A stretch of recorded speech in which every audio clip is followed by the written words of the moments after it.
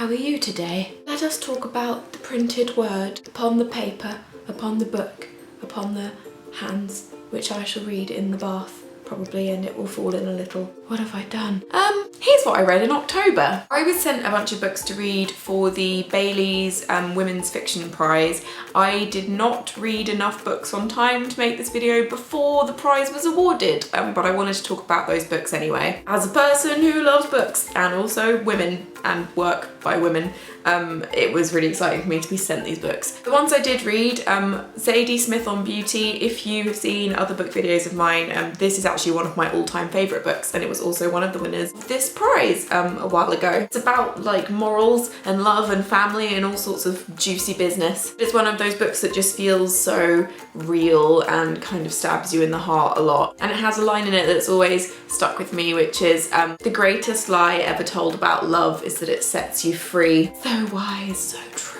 I also read Ali Smith's How to Be Both. It is a little bit destroyed because I carried it around everywhere with me while I was reading it. I always think it's a sign of really loving a book if it looks battered and it has been dropped in the bath and it's got food stains on it and it's grubby and it's been rained on, because it just means that you've been carrying it around unable to let it go, or that it's gone on lots of journeys with you and travels. And I enjoyed this one. It's split into two halves, so each half is told from a different perspective. I preferred the first half, and I think other people have said that they preferred the first half as well, just because it's about like a teenage girl dealing with loss, and it's really brutal and honest, and I really liked that. And then the second half is kind of historical, which I'm also interested in, but there was a moment when I sort of went from one half to the other where I was like, am I gonna carry on reading this? But I'm glad I did, because I still found it really interesting. This one's kind of cheating, but I'm halfway through The Tiger's Wife. I can't give it a full review because I haven't finished it, but it feels kind of magical and enchanted, and I like that. Not literally full of like magic, just like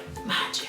The other two books that I read weren't actually part of the Bailey's Prize for Women's Fiction. The new Robert Galbraith, aka J.K. Rowling.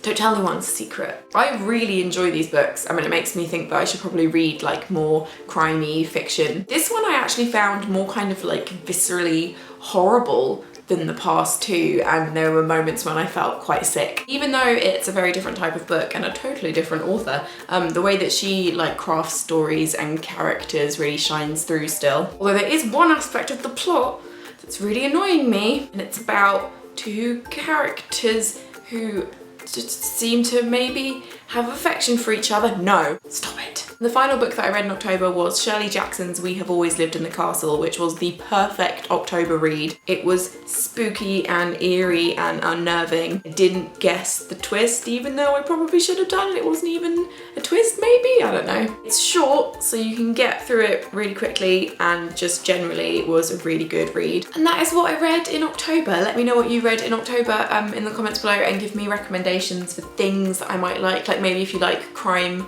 fiction stuff that you could recommend, not stuff that's too scary or gory, because I am a bit pathetic. Happy November!